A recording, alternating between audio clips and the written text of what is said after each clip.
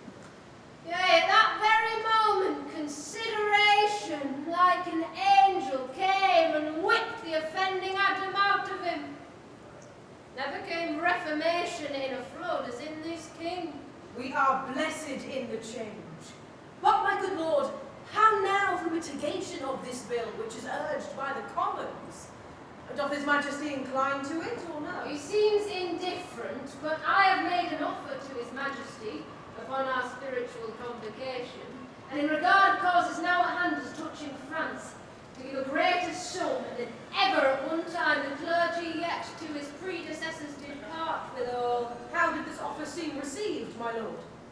With good acceptance of His Majesty, save that there was not time enough to hear, as I perceived His Majesty would fain have done, the severals and unhidden passages of his true titles to some certain dukedoms and generally to the crown and seat of France derived from Edward, his great-grandfather. What was the impediment that broke this off? The French ambassador upon that instant craved audience, and The time I think has come to give him hearing. Is it 4 o'clock? It is. Well, then here they come to know his embassy.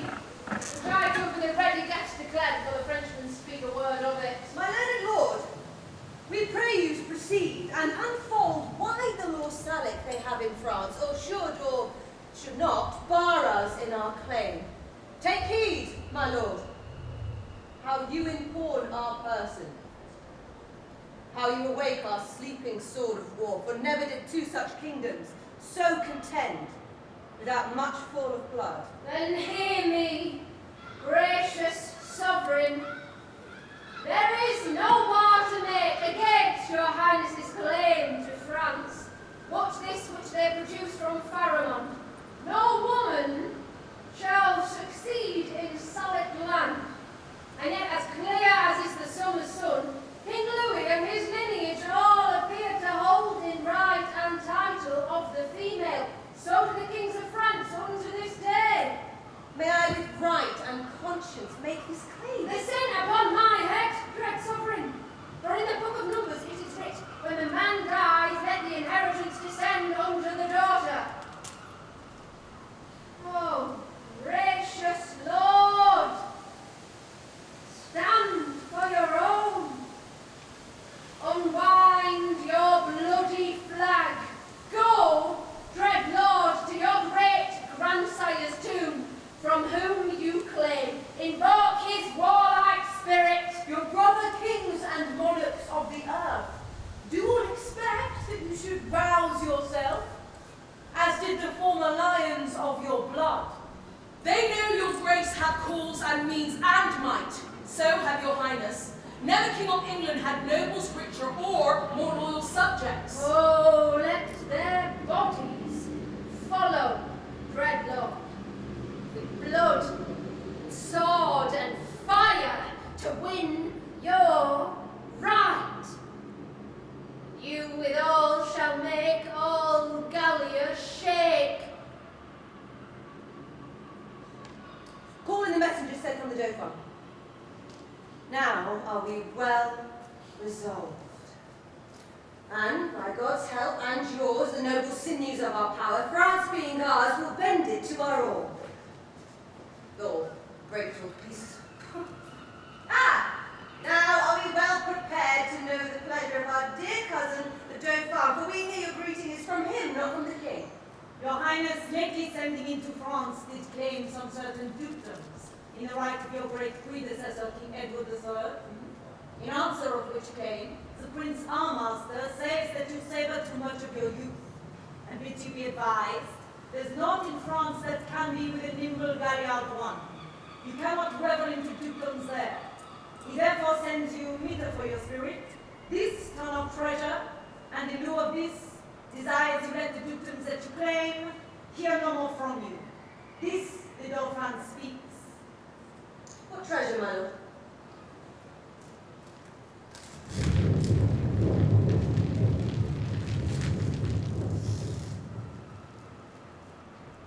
Tennis balls, my liege.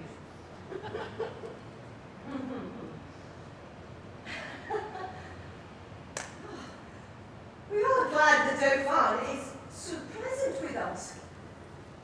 His present and your pains we thank you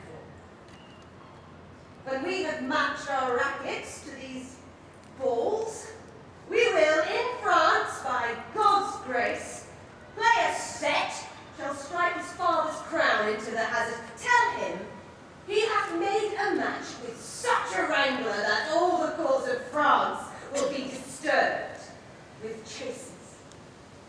And we understand him well, how he comes over us with our wilder days, not measuring what use we made of them.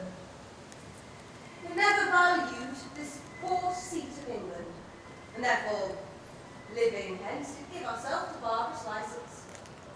As 'tis ever common, men are merriest when they are from home. But tell the Dauphin, I will keep my state, be like a king, and show my sail of greatness when I do rouse me in my throne of France. For that, I have laid by my majesty and plodded by command for working days, but I will rise there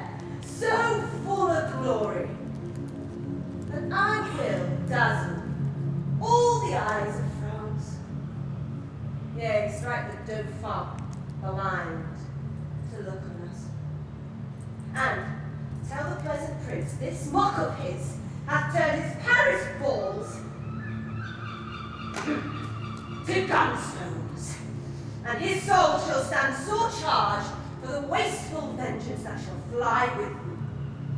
For many 1,000 widows shall this his mock out of their dear husbands, mock mothers from their sons, mock castles down, and some are yet ungotten and unborn that shall have cause to curse the Dauphin Scotland. And this lies all within the will of God, to whom I do appeal, and in whose name tell you, the Dauphin, that I am coming on, to venge me as I may, to put forth my rightful hand in a well-hallowed cause. So, get your heads in peace. Oh, and tell the Dauphin his jest will savour but of shallow wit when thousands weep more than did laugh at it.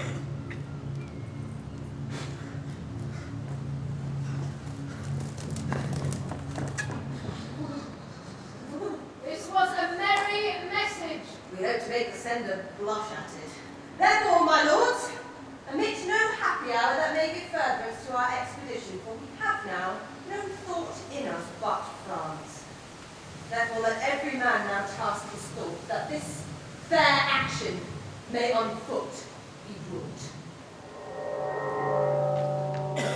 Now all the youth of England are on fire, and silken dalliance in the wardrobe lies.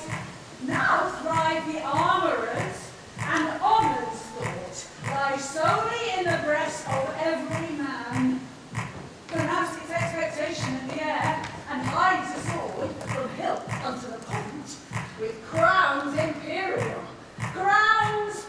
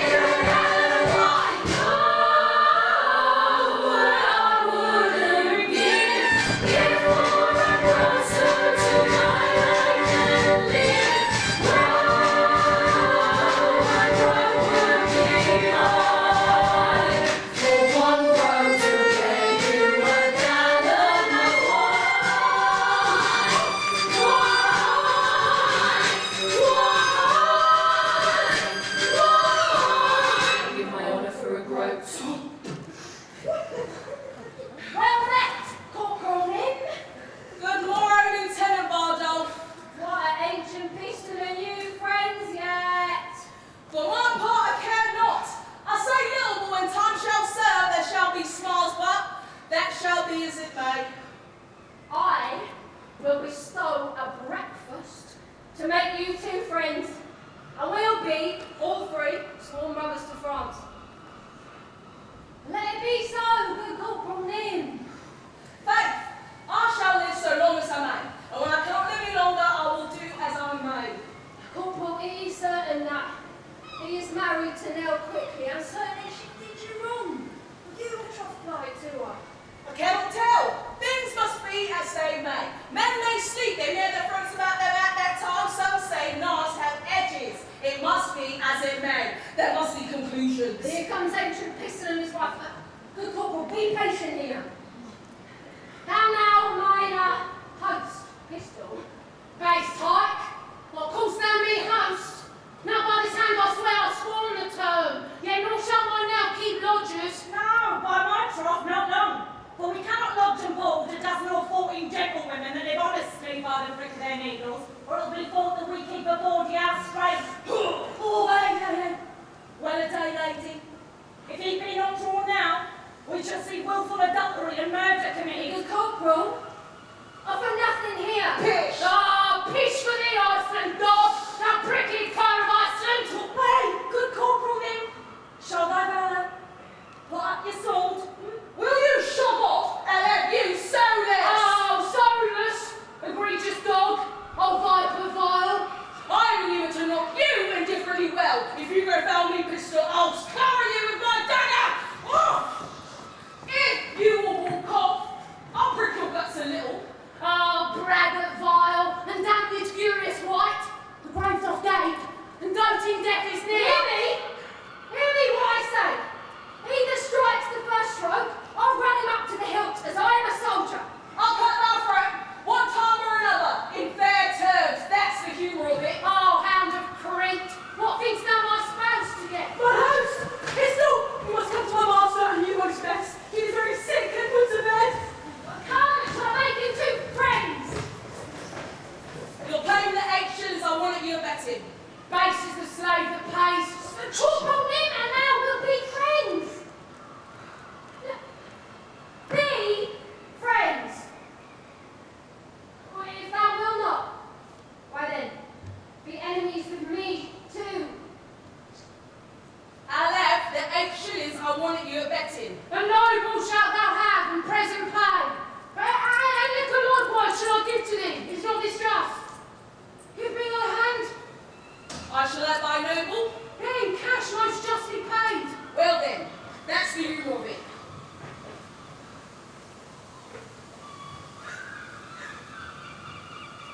The king has killed his aunt. Oh, full stop. He is dead.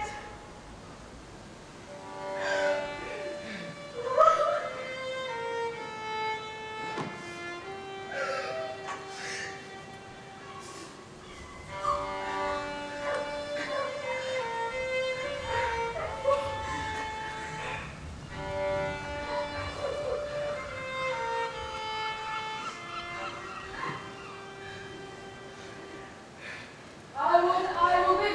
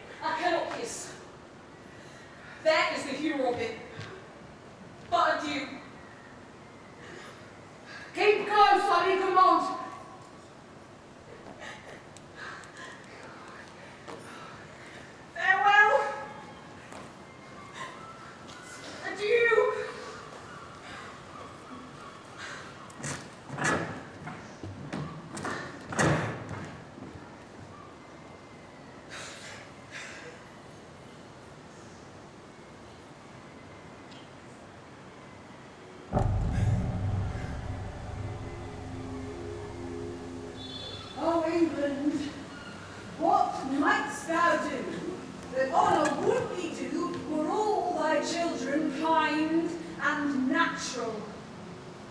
But see, thy fault France hath in thee found out, a nest of hollow bosoms, which he fills with treacherous crowns, and 3 corrupted men.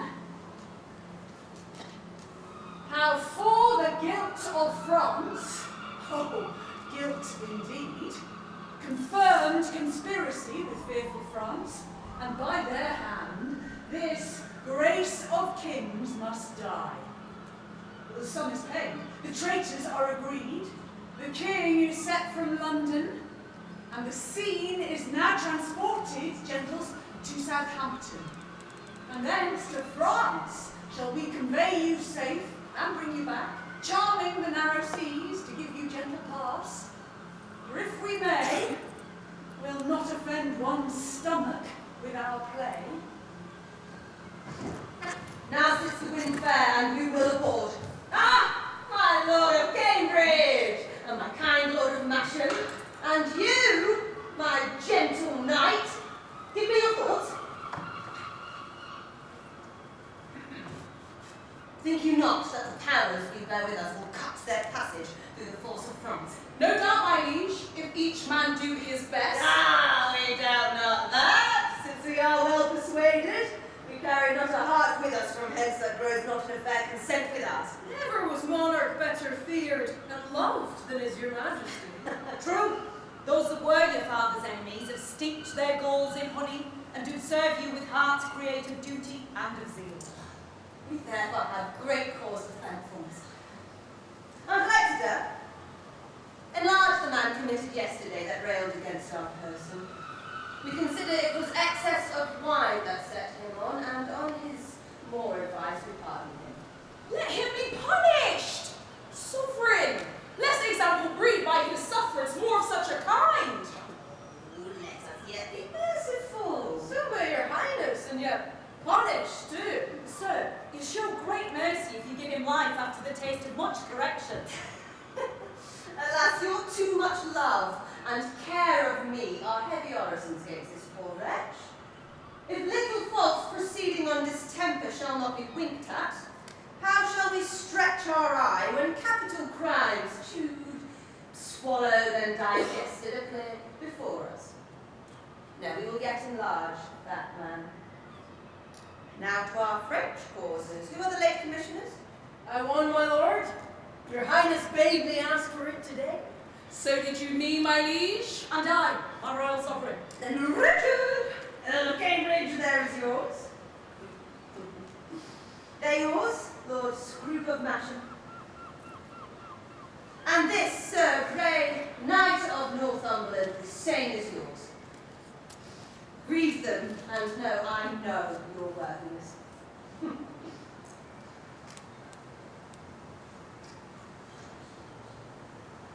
Well, now, gentlemen, what see you in those papers that you lose so much complexion?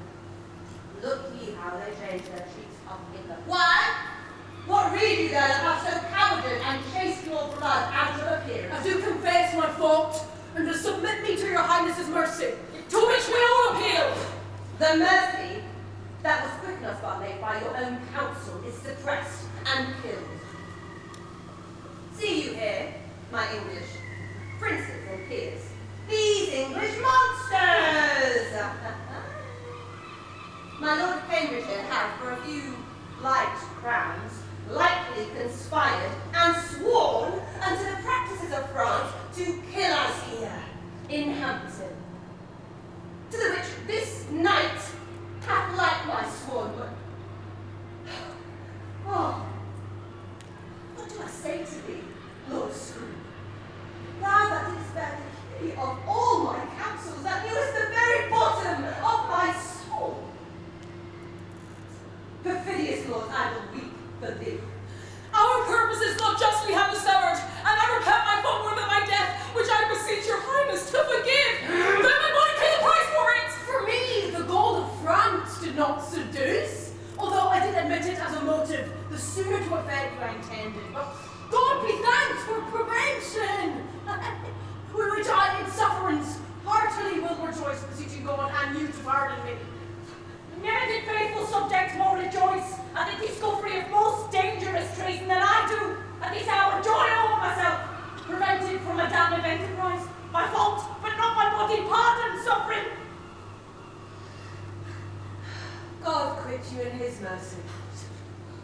Hear your sentence. You have conspired against our royal person, joined with an enemy proclaimed, and from his coffers received the golden earnest of our death, wherein you would have sold your king to slaughter, his princes and his peers to servitude, his subjects to oppression and contempt, and his whole kingdom into desolation.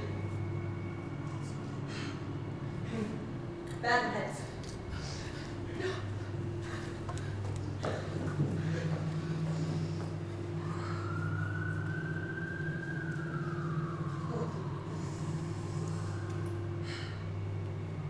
Now, my lords, cheerly to see signs of war advance. No king of England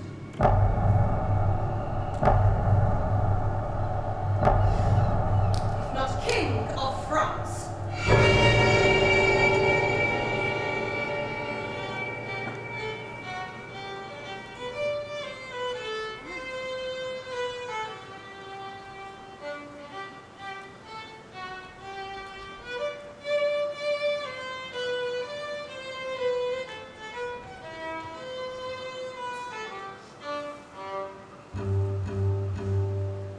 Thus comes the English with full power upon us, and more than carefully it us concerns to answer royally in our defences. Therefore, Prince Dauphin, go line and you repair our towns of war, with men of courage and means defend them. For England, his approaches makes us fierce as waters to the sucking of a goat. My most redoubted father! 'Tis most meet we arm us against the foe, for peace itself should not so dull a kingdom, though war nor no non-war were in question, but that defences, musters, preparation should be maintained, assembled and collected as war in expectation. Therefore I say, 'tis meet we all go forth to view the sick and feeble parts of France, and let us do it with no show of fear, nor with no more than if we heard that England were busied with our Westmorland dance.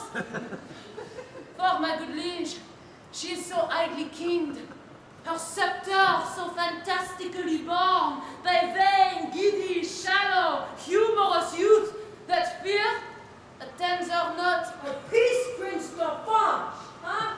You are too much mistaken in this king. Well, it is not so, my lord thy Constable. But though we think it so, it is no matter. In cases of defense, it is best to weigh the enemy more mighty than he seems. Think we King Harry strong, and princes, look you strongly armed to meet him, for he is bred out of that bloody strain that haunted us in our familiar past, witnessed our much too memorable shame, when all our princes, captived by the hand of that black name Edward, Black Prince of Wales. This is a stem of that victorious stock, and let us fear the native mightiness and fate of him. Ambassadors from Harry, King of England, will pray your admittance, Your Majesty.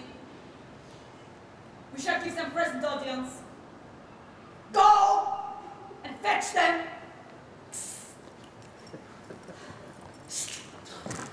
You see, friends, this chase is hotly followed.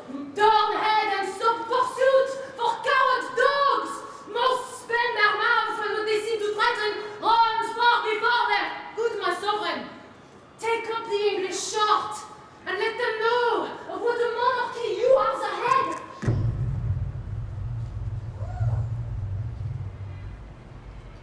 From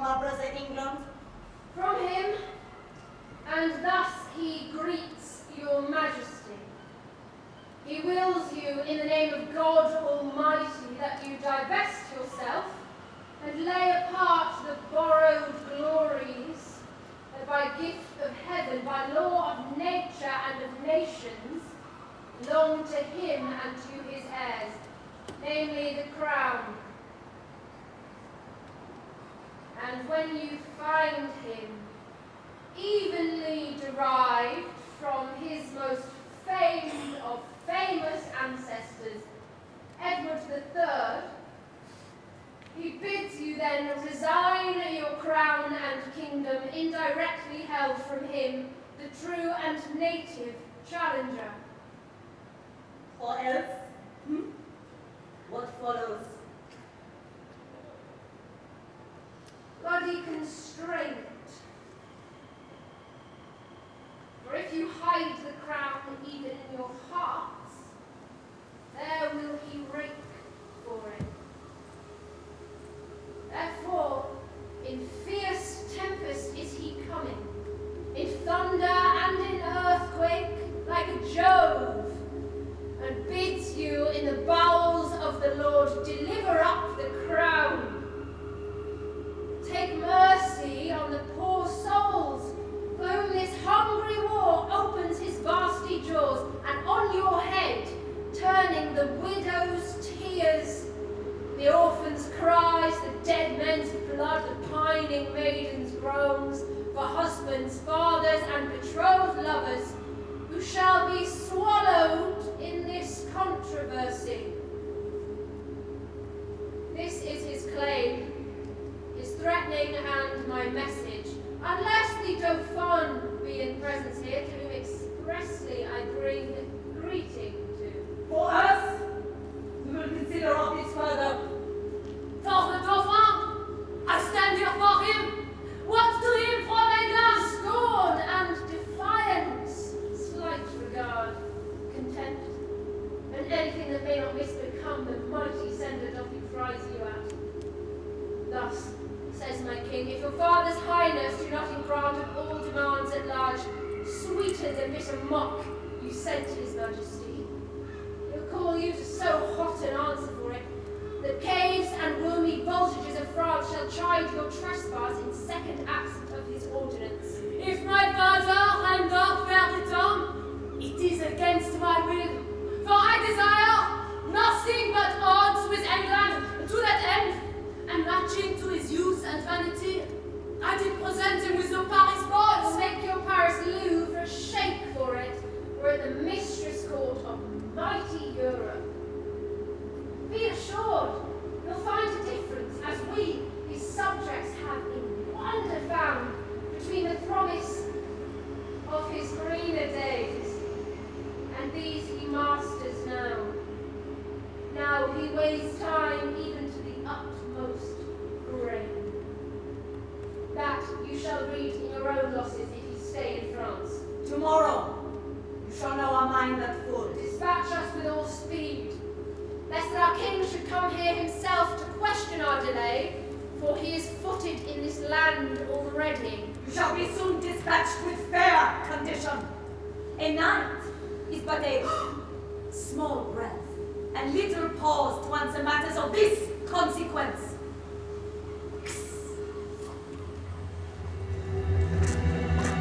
Thus with imagined wing, our swift scene flies, in motion of no less celerity than that of thought.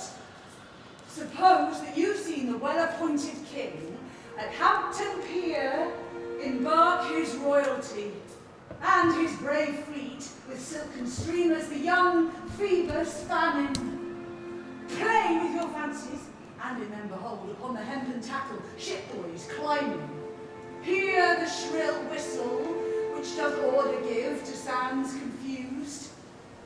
Behold the threatened sails, borne with the invisible and creeping wind, draw the huge bottom through the furrowed sea, breasting the lofty surge. Oh, do but think, you stand upon the rivage, and behold, a city on the inconstant billows dancing. For so appears this fleet majestical, holding due course to Harfleur. Follow? Follow! Grapple your minds to sternage of this navy, and leave your England as dead midnight still, guarded with grandsires, babies, and old women. Neither past or not arrived to pierce the puissance. For who is he whose chin is but enriched with one appearing hair that will not follow these culled and choice-drawn cavaliers to France? Work your thoughts, and therein see a siege. Behold, the ordnance on their carriages, with fatal mouths gaping on girded Harfleur. Suppose the ambassador from the French comes back, tells Harry that the king doth offer him Katherine, his daughter, and with her to dowry some petty and unprofitable dukedoms. The offer likes not, and the nimble gunner, with linstock now the devilish cannon touches, and down goes all before them. Still be kind, and eke out our performance with your mind.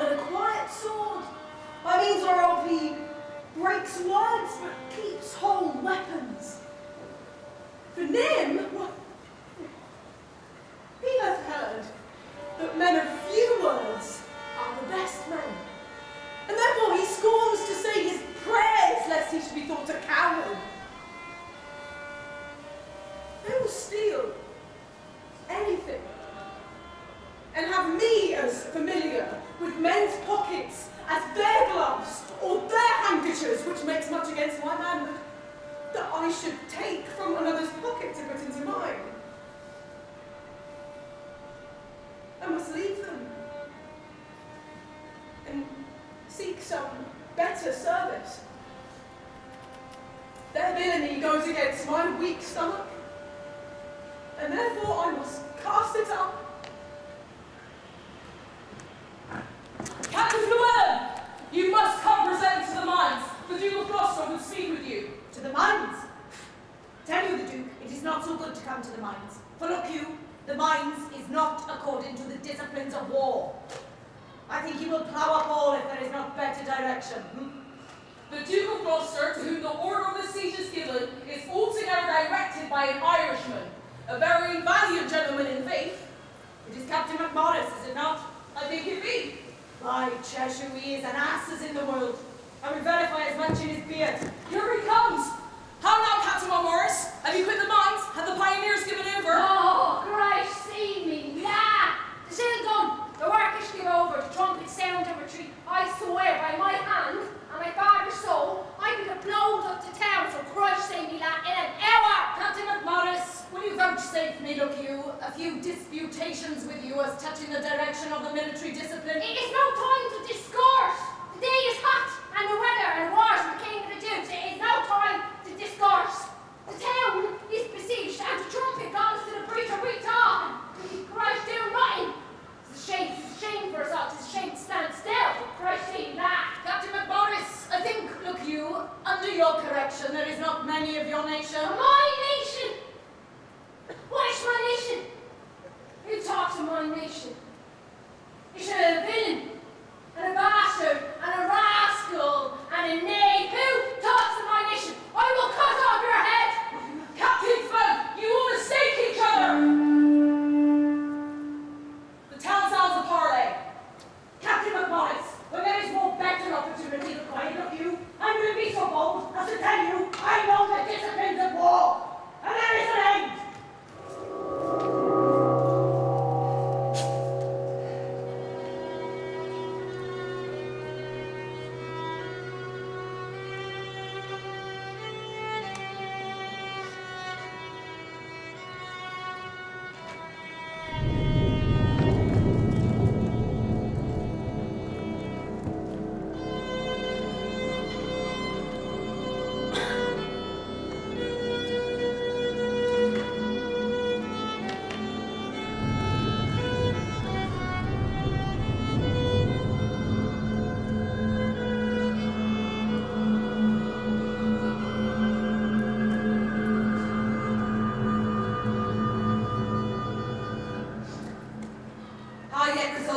Of the town.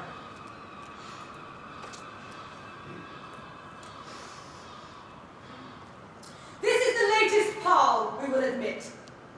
Therefore, to our best mercy give yourselves, or like to men proud of destruction, defy us to our worst.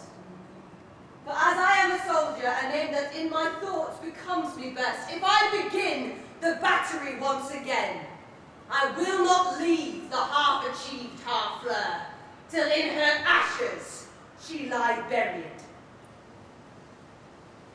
The gates of mercy shall be all shut up, and the fleshed soldier, rough and hard of heart, in liberty of bloody hand, shall range with conscience wide as hell, mowing, like grass, your fresh fair virgins and your flowering infants.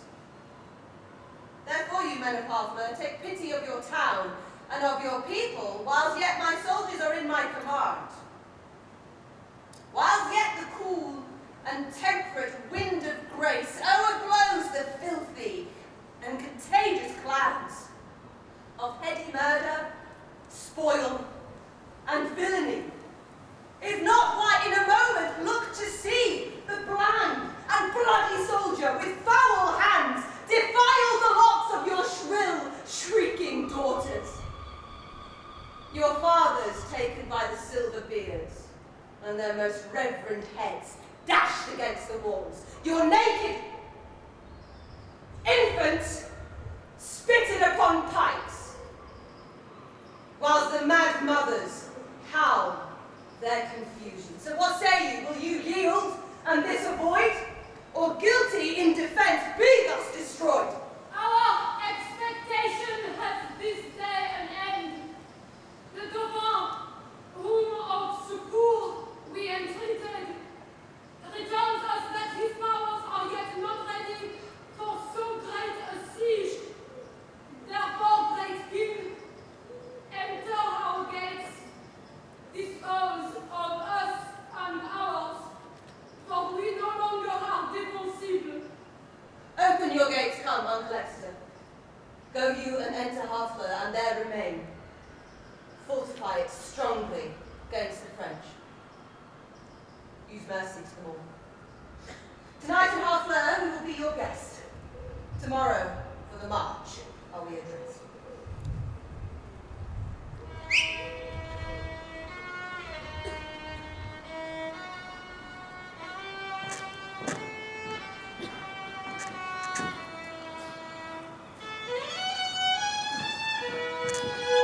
Alice,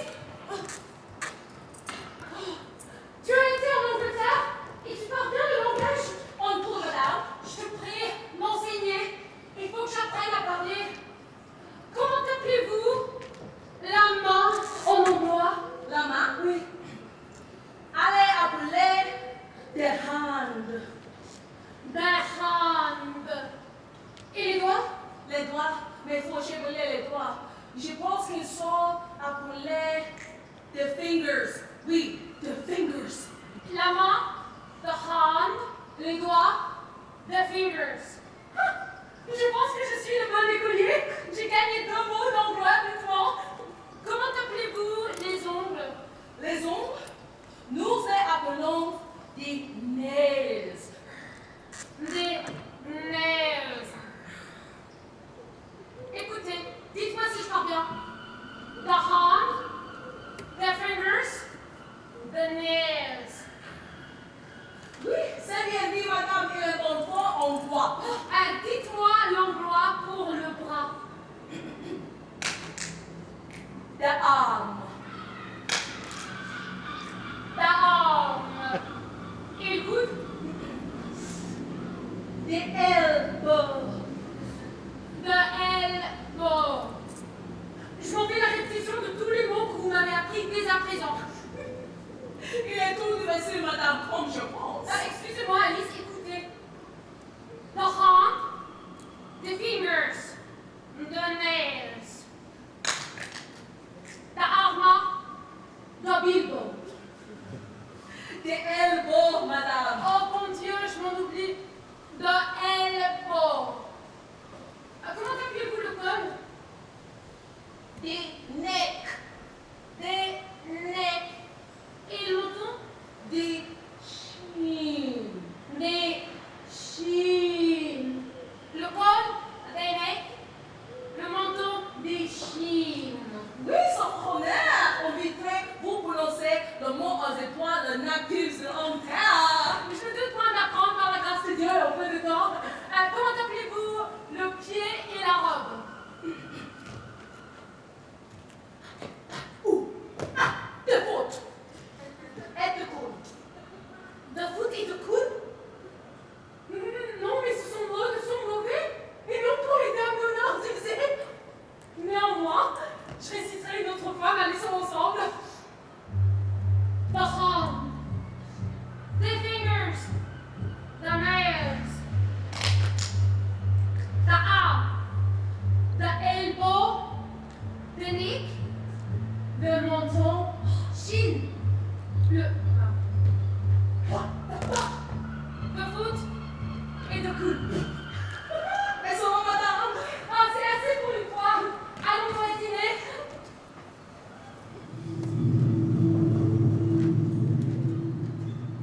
Tis certain he hath passed the river Swamp. Oh, dread sovereign, for honor of our land, let us not hang like roping icicles upon our houses' thatch, or the more frosty people sweat drops of gallant youth in our rich field. Mon Dieu vivant, mais ma fête est en or. Well, Montjoy Herald, speed him hence. Let him greet England with our sharp defiance. Bar Harry England, that sweeps through our land with pennons painted in the blood of Harfleur. Go down upon him. You have power enough, and in a captive chariot into Rouen, bring him our prisoner. This becomes the great. Sorry am I, his numbers are so few, his soldiers sick and famished in their march, for I am sure, when he shall see our army, he'll drop his heart into the sink of fear, and for our achievement, offer us his ransom. Now forth, my Constable, and princes all, and quickly bring us word of England's fall. But, take this off. Merci.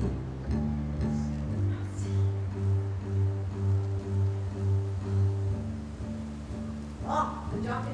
I do like this coat. You got in it? The other bell. Got to Joycey. Thank you. Captain, I need beseech to do me favours. The Duke of Exeter doth love me well.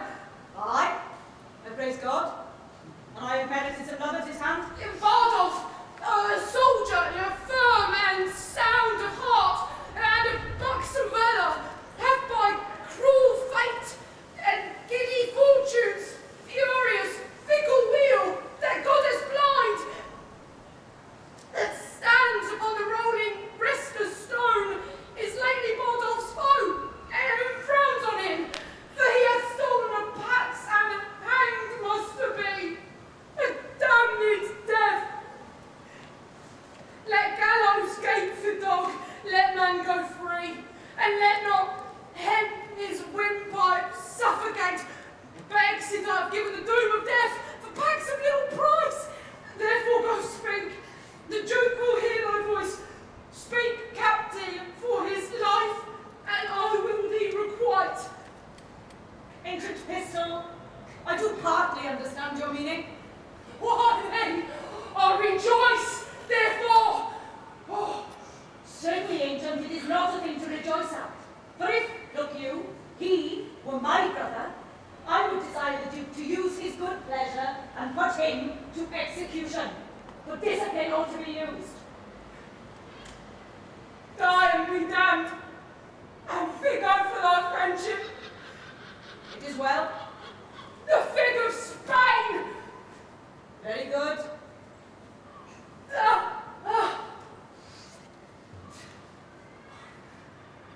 I tell you what, I do perceive he is not the man he would gladly make show to the world he is. If I find a hole in his coat, I shall tell him my mind. Ah, God bless your majesty. And Fluellen came himself on the bridge. Aye, so please your majesty. The Duke of Exeter has very gallantly maintained the bridge. The French have gone off, look you, and there is most gallant and brave passages. Marry, the adversary was not possession of the bridge, but he is forced to retire, and the Duke of Exeter is master of the bridge. What men have you lost, Fluellen? Marry, the enemy's losses have been very great, reasonable great. On my half, I think the Duke hath never lost a man, but one that is like to be executed for robbing a church. One Bardolph, if your majesty know the man.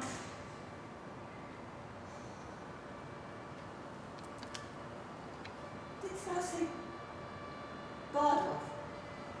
Aye, so please your majesty.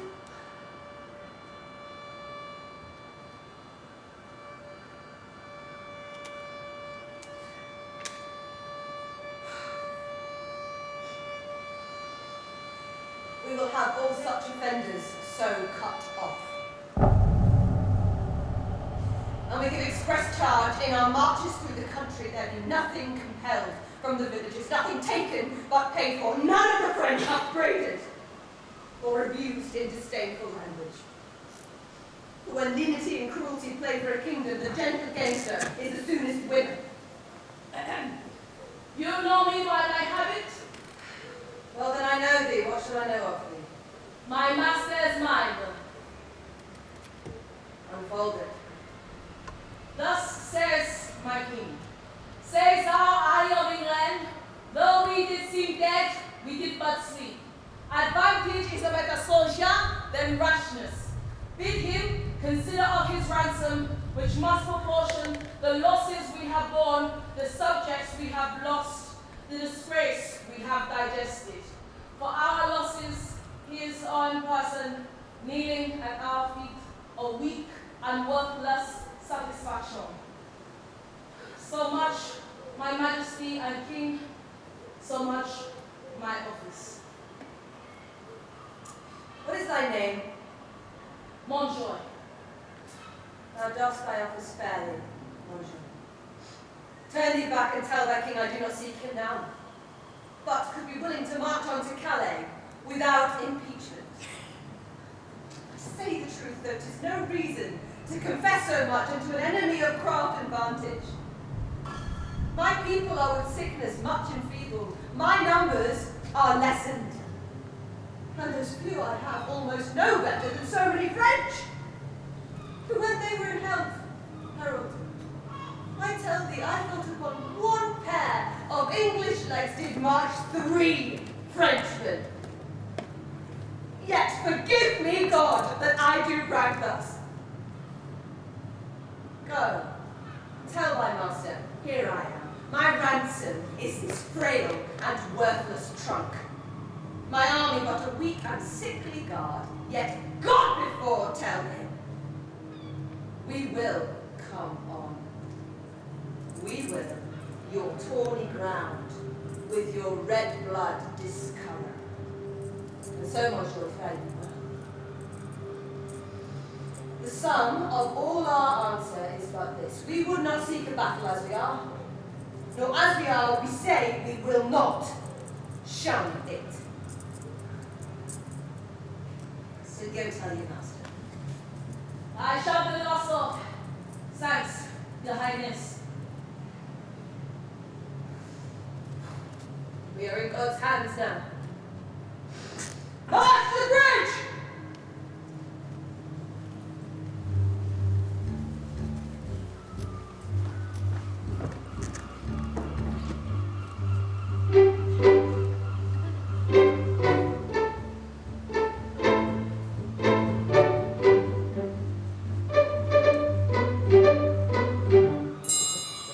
Tut! I have the best armor of the world. Would it were day! You haven't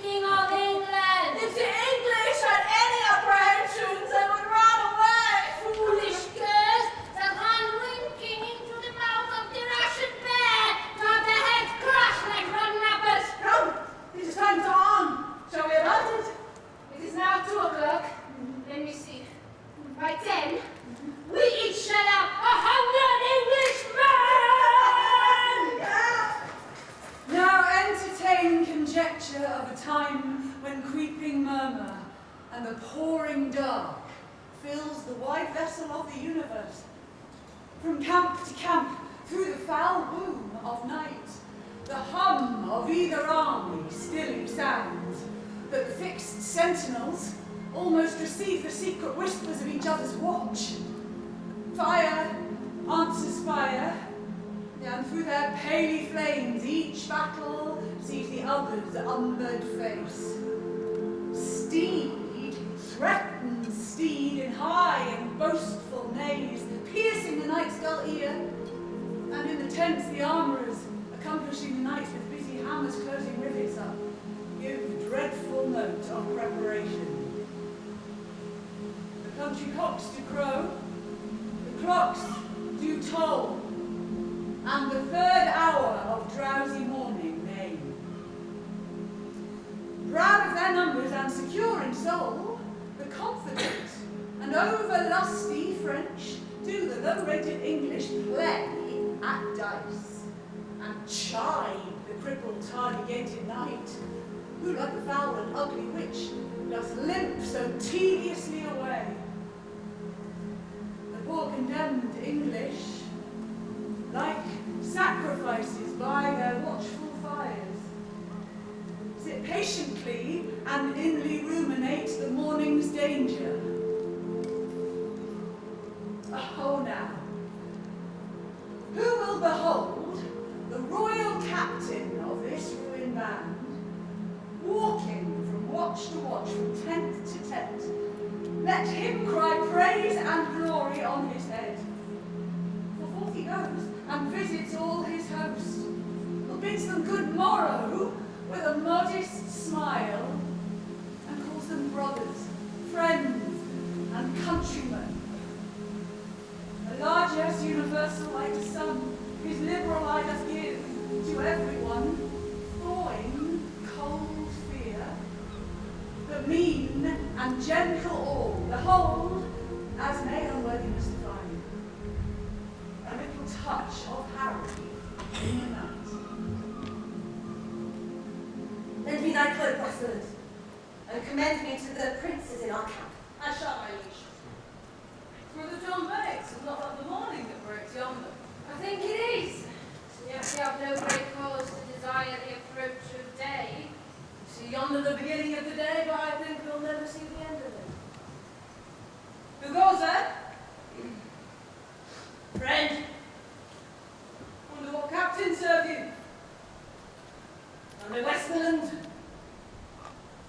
Good noble commander and a most kind gentleman. I pray you, what thinks you of our estate? Oh, even as men wrecked upon a sand that look to be washed off the next time. We have not told this so to the king. No. Nor is it not meet he should.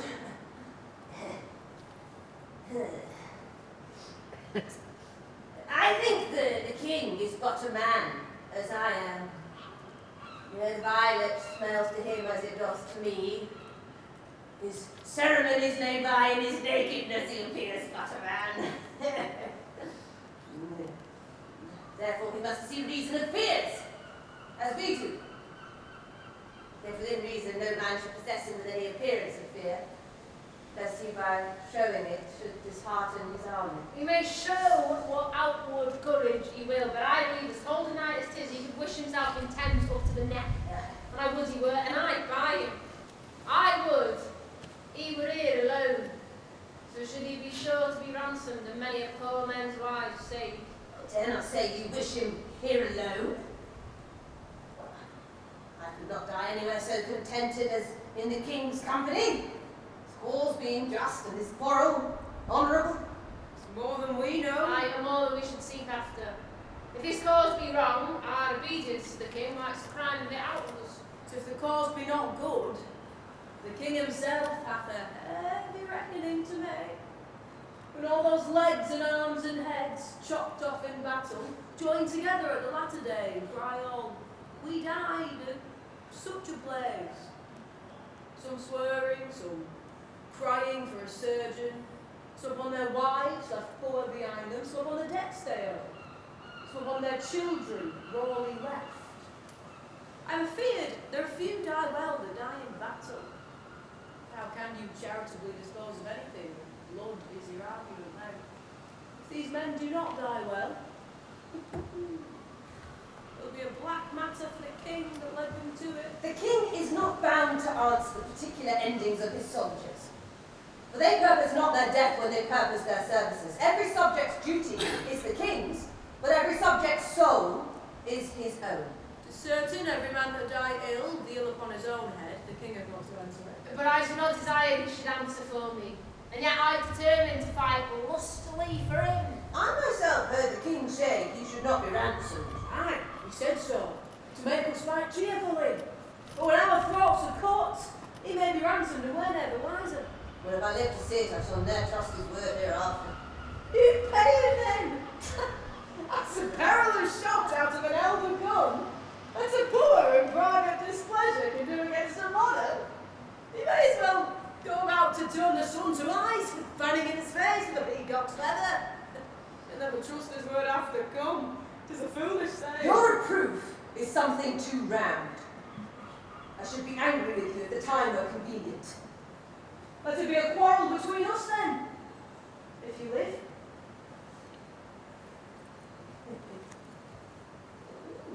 I embrace it. I will know you again. Give me any token of thine and I shall wear it in my bonnet.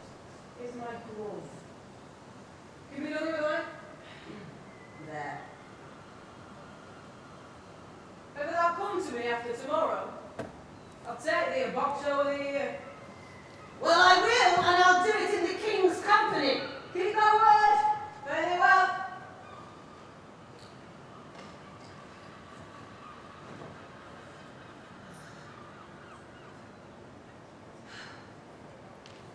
Upon the king,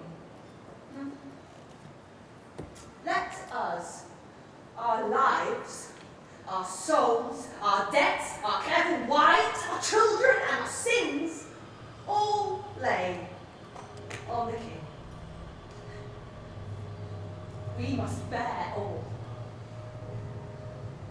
Oh, hard condition, twin born with greatness, subject to the breath of every fool whose sense no more can feel but his own wringing. What infinite heart's ease must kings neglect that private men enjoy? And what have kings that privates have not to say ceremony, save general ceremony? What art thou? Thou idle ceremony, art thou aught else but place, degree, and form, creating awe and fear in other men? No, I am a king that find thee, and I know 'tis not the balm, the sceptre, the ball, the sword, mace, the crown imperial, the throne he sits on, nor the tide of pomp that beats upon the high shore of this world. No, not all these thrice gorgeous ceremony, not all these laid in bed majestical can sleep so soundly as the wretched slave, winding up days with toil and nights with sleep. The slave, the member of the country's peace, enjoys it, but with gross brain, little wants. What watch the king keeps to maintain that peace? O God of battles, steel my soldiers' hearts. Possess them not with fear if the opposing numbers pluck their hearts from them. Oh, not today, O Lord, oh, not today. Think not upon the fault my father made, encompassing the crown. My liege, your noble stands of your absence great. Yes, I know thy errand. I will go with thee. Good day, my friends, and all things stay for me. The sun doth gild our armour, and my lord. Hark! How our steeds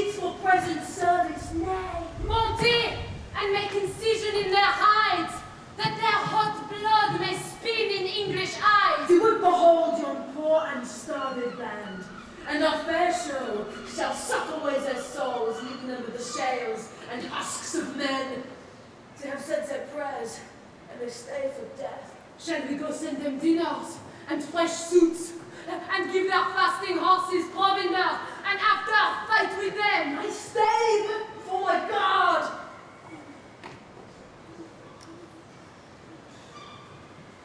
On the field! I will have burn out of my trumpet's neck and use it for my haste. Come away! The sun is high and we outwear the day.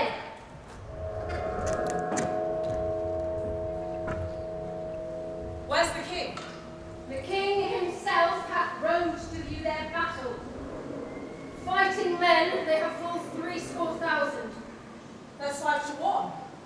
Besides, they all are fresh. God's arms strike with us. Fearful odds. God be with you. Princes all. If we no more meet, till we meet in heaven, and joyfully, warriors all, adieu.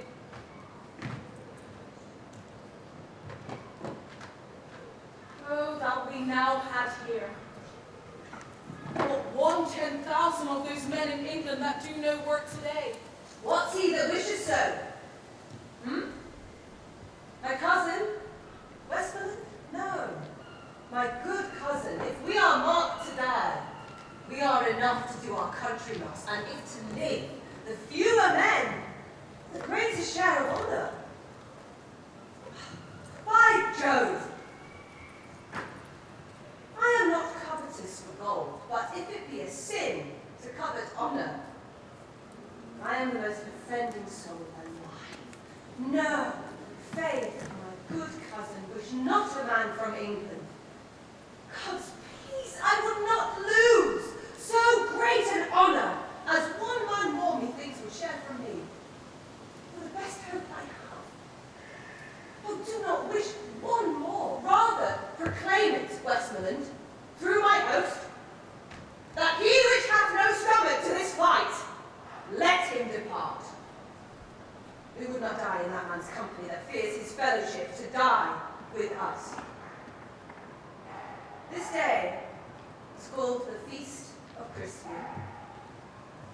He that outlives this day and comes safe home shall stand a tiptoe when this day is named, and rouse him at the name of Crispian. Old men forget, yet all shall be forgot, but he'll remember. Good advantages. What feats he did that day. Then shall our names, familiar in his mouth as household words, be in their flowing cups, freshly remembered. This story shall the good man teach his son.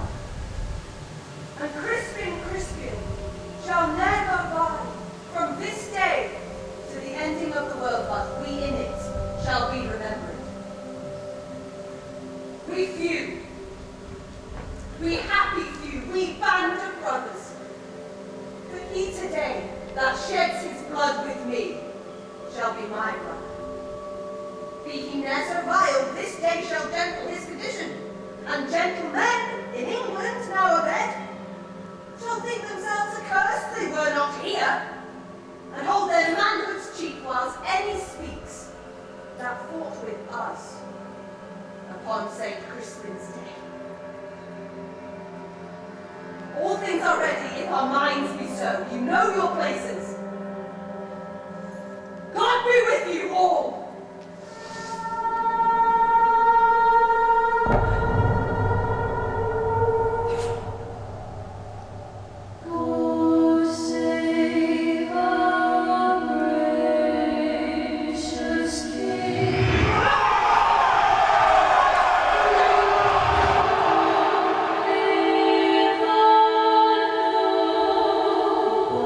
Okay.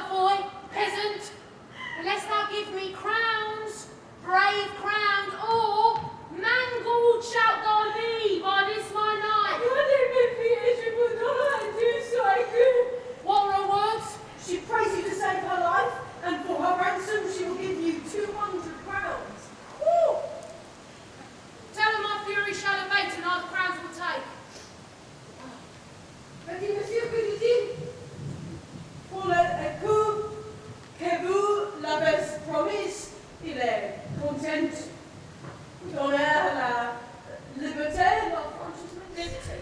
Je vous admire remerciement et je m'estime heureux que je suis tombée entre les mains de chevalier. Je pense que plus pour un meilleur seigneur d'Angleterre. Expound unto me, boy. She gives you upon her knees 1,000 thanks and counts herself happy that she hath fallen into the hands as one as she thinks the most brave, valorous, and thrice worthy Signor of England. Well, as I suck blood, I will some, merci show. Follow me. Two talor. Quickly, vitae, master. I did never hear so full a voice issue from so empty a heart. The saying is true. The empty vessel makes the greatest sound. Bardolph and Nim had 10 times more valor than this roaring devil in the old play. And they are both hanged. And so would this be, if he does steal anything adventurously.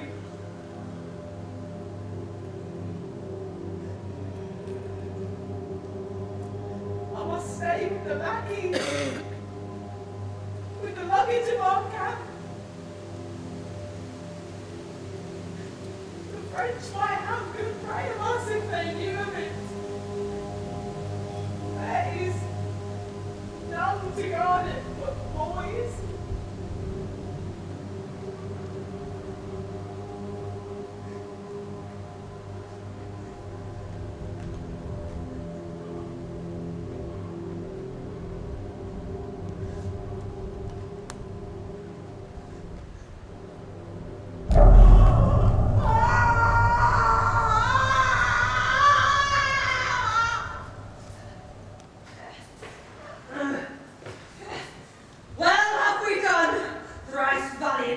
But all's not done yet. Keep the French the field. Duke of York, commends him to your majesty.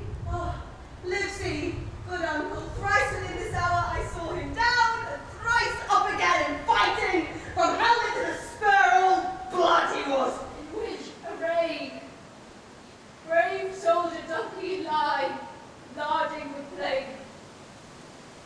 And by his bloody side, yoke fellow to his honour owing wounds, the noble Earl of Suffolk also lies.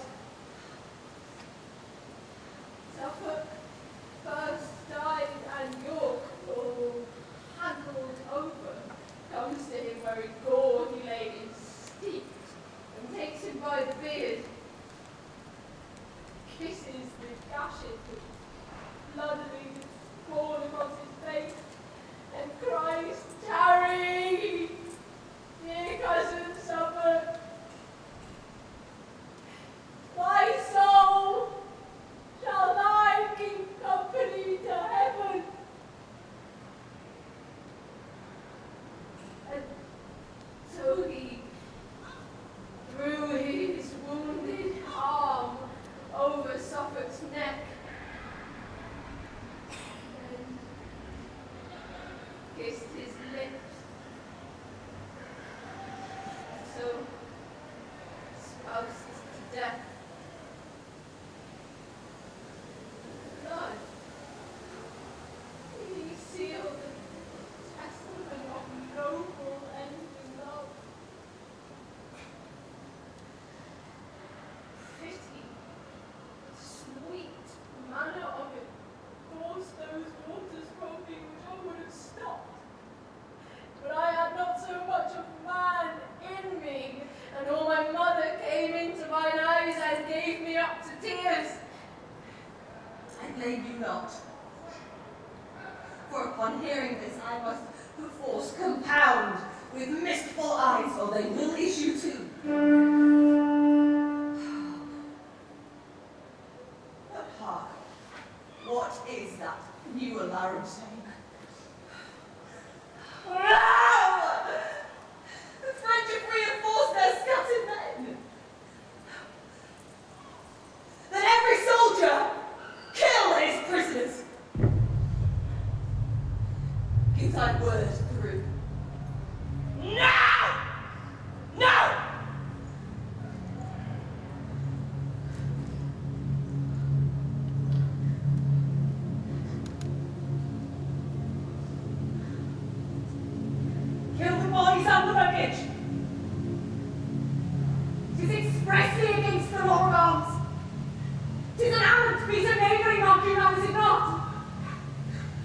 certain there is no avoid after life. And those cowardly rascals that ran from battle have done this slaughter. The king most mercifully has caused every soldier to cut his prisoner's throat. Oh, what a gallant king! Aye. He was born at Monmouth, Captain Gower.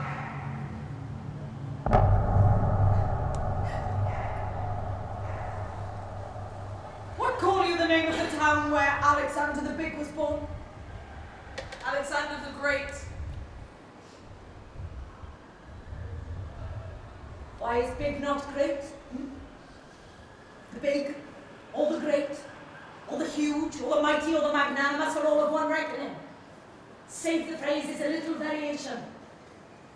I tell you, it is not so good to take the tales out of my mouth ere they are made and finished. There is good men born at Monmouth, Captain Gower. Here comes His Majesty. I was not angry since I came to France until this instant. Gloucester, take a trumpet and ride to the horsemen on yon hill. If they will fight with us, bid them come down, or void the field they do offend our sight. Go and tell them so. Here comes the herald of the French, my liege. His eyes are humbler than they used to be. How now? What means this, Montjoy? Comest thou again for ransom? No! Great king! I come to see for sharp license, that we may wander on this bloody field. You are dead, and said very sad. I tell you, truly, Montjoy, I know not if the day be ours or no, for many of your horsemen do peer and gallop over the field. The day is yours.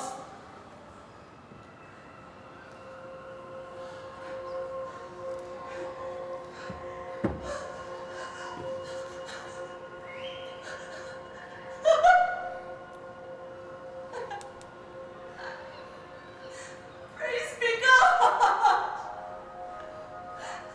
And not our strength for it.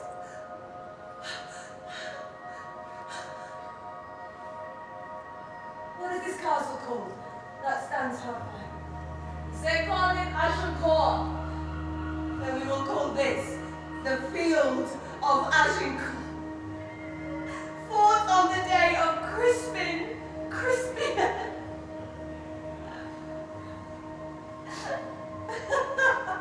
Your grandfather of famous memory, and your great-uncle Edward, the Black Prince of Wales, fought a most brave battle here in France, or so I am told. They did, Fluellen. Your Majesty says very true.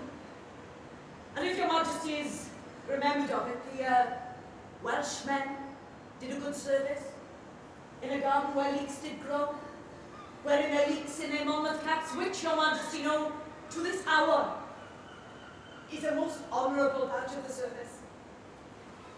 And I do believe your Majesty takes no scorn to wear the leek upon St. David's Day.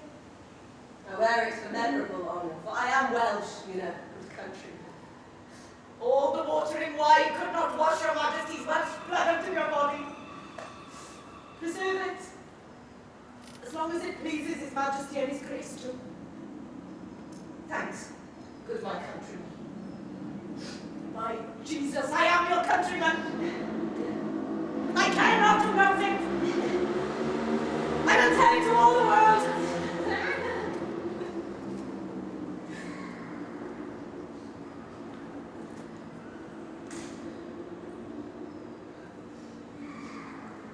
Bring me just notice of the numbers dead on both our parts.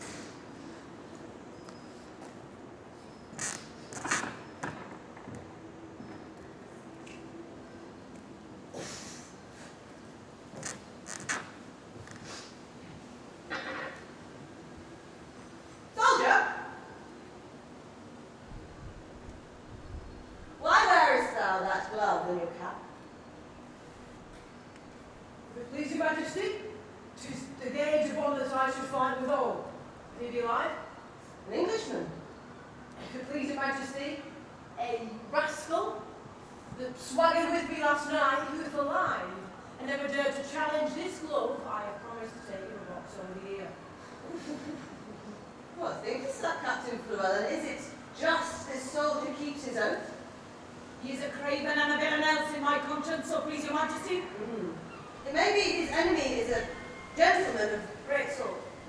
Well, though he be a good a gentleman as the devil, as Lucifer or Beelzebub himself, it is necessary, look you, that he keep his vow and his oath.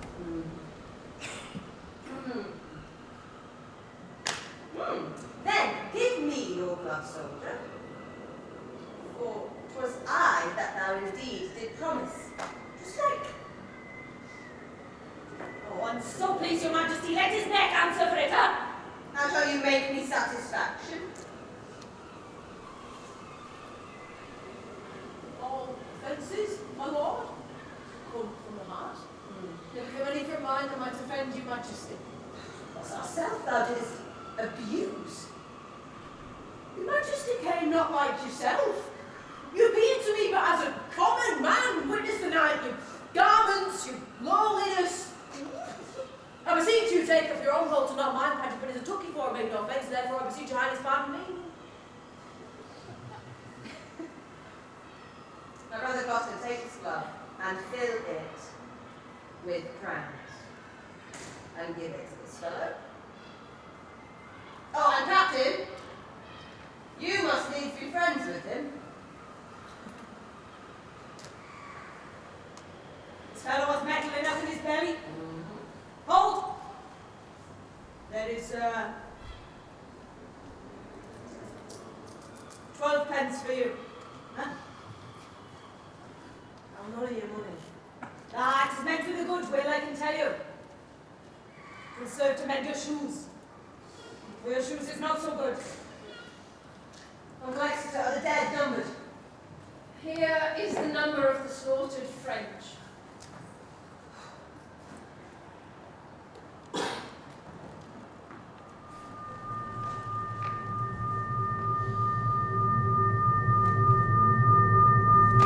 Where is the number of our English dead?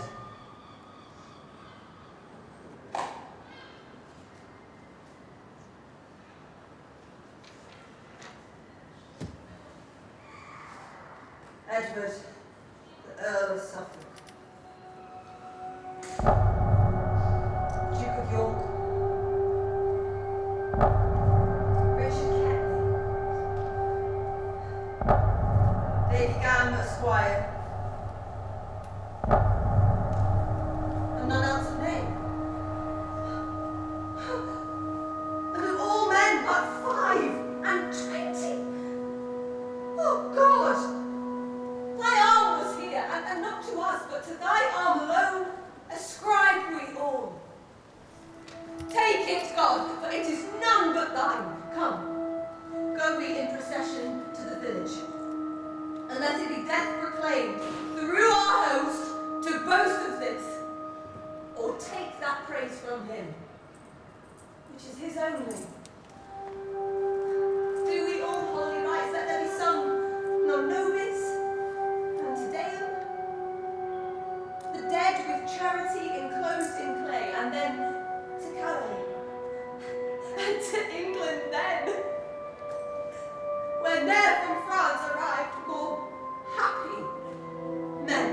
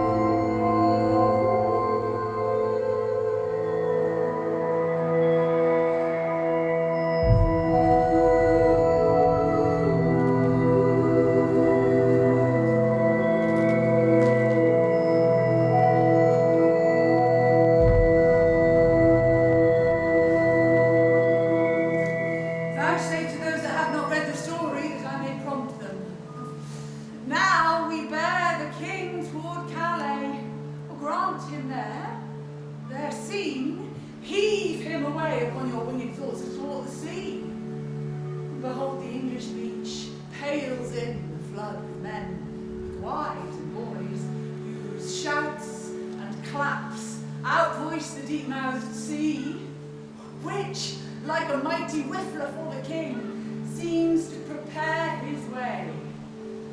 So let him land, and solemnly see him set on to London. How London doth pour out her citizens, the mayor and all his brethren in best sort, like to the senators of the antique Rome with the plebeians swarming at their heels, go forth and fetch their conquering zeal in. Now, in London place him. As yet, the lamentation of the French invites the King of England stay at home. The Empress coming in behalf of France toward a peace between them. And amid all the occurrences, whatever chanced, till Harry's back return again to France. But why were you late today? St. David's Day's past. There is occasions and causes why and wherefore in all things.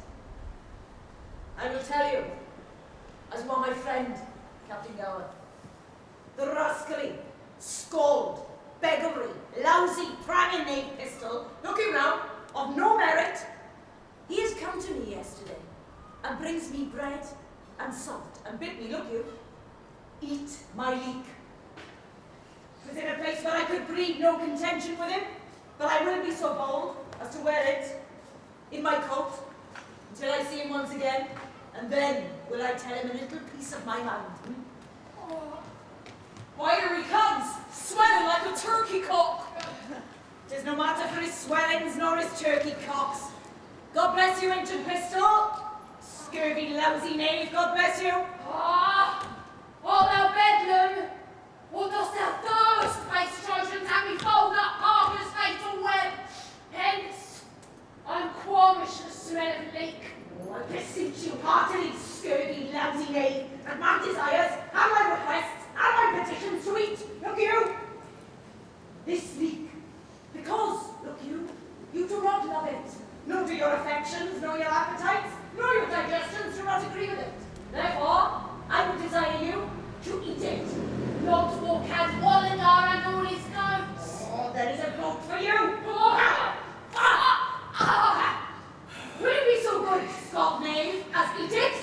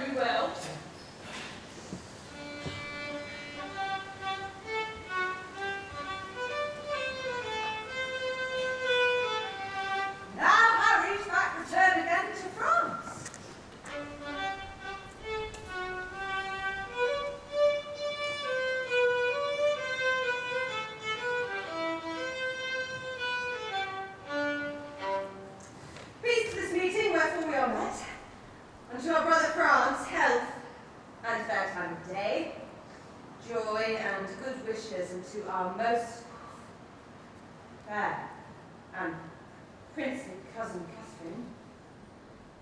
Right joyous we are to behold your face, most worthy brother of England. Yoo-hoo! Fairly met. My duty to you both, on equal love, great kings of France and England, since I have labored with all my pains, my wits and strong endeavor, to bring your most imperial majesties unto this bar and royal interview.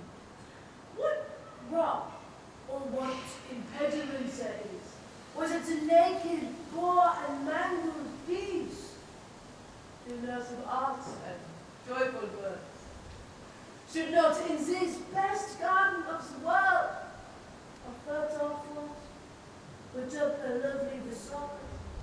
Oh, If, Duke of Burgundy, you would the peace which you have cited, you should buy that peace, with full accord to all our just demands. the king hath heard them, to the witches yet. There is no answer then.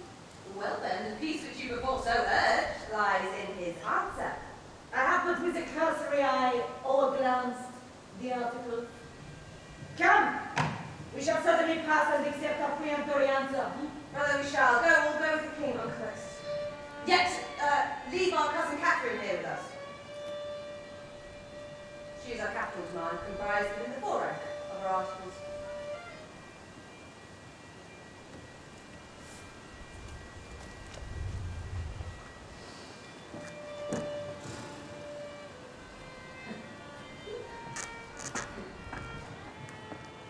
Fair Katherine, and most fair, will you vouchsafe to teach a soldier terms, such as will enter at a lady's ear and plead his love suit to her gentle heart? Votre Majesté shall mock at me. I cannot speak your England.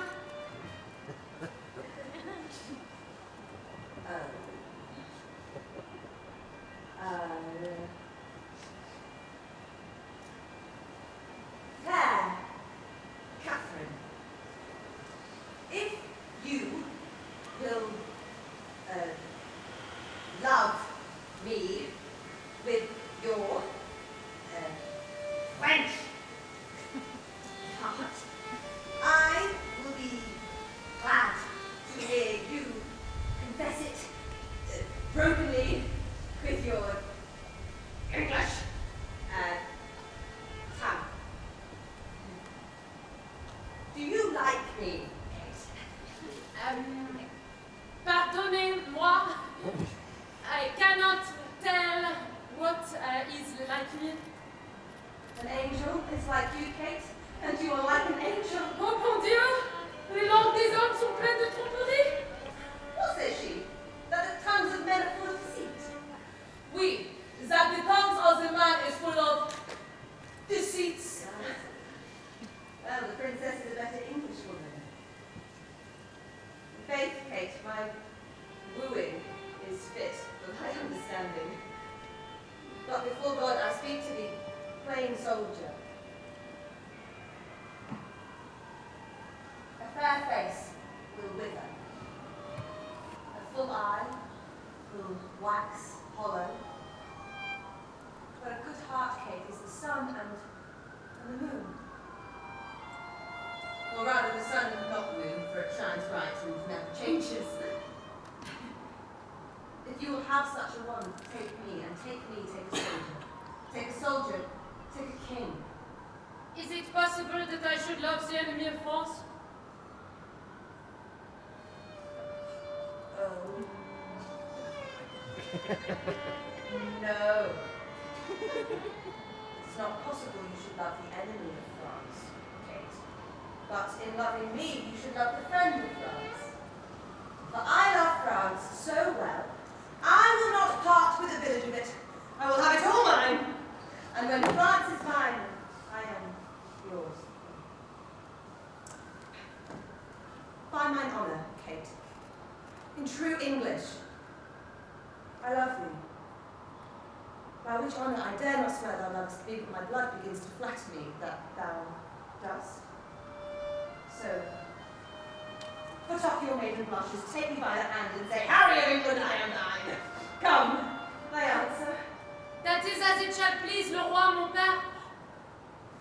Oh, nay, to please him, Kate. It shall please him, Kate. Then it shall also content me. Oh, well, upon that, I kiss your lips and call you my queen.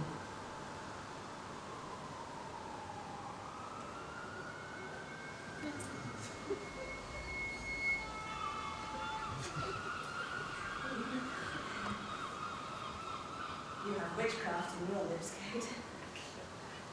There is more eloquence in the sugar touch of them than there is in the tongues of the French council.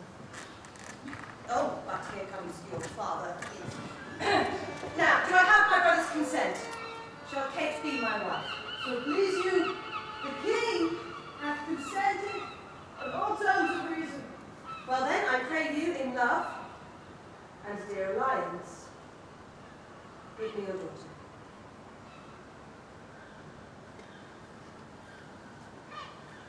Take her, fair son.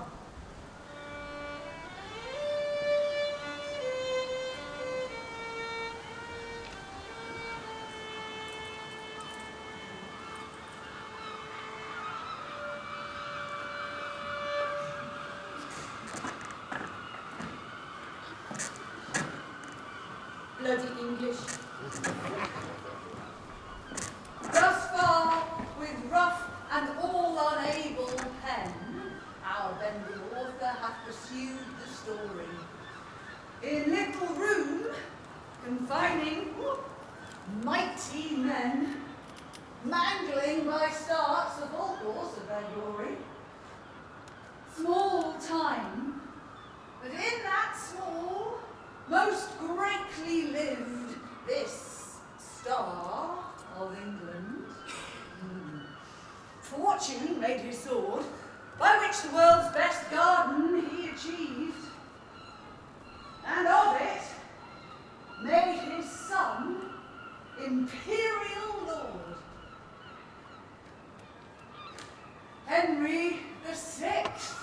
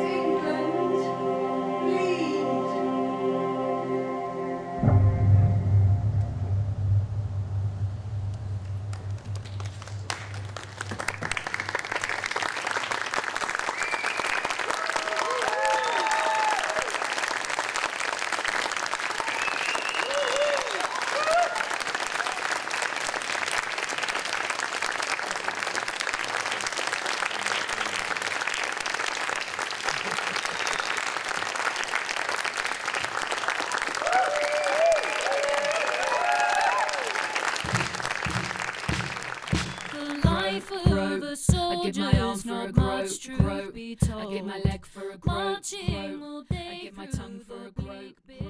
and give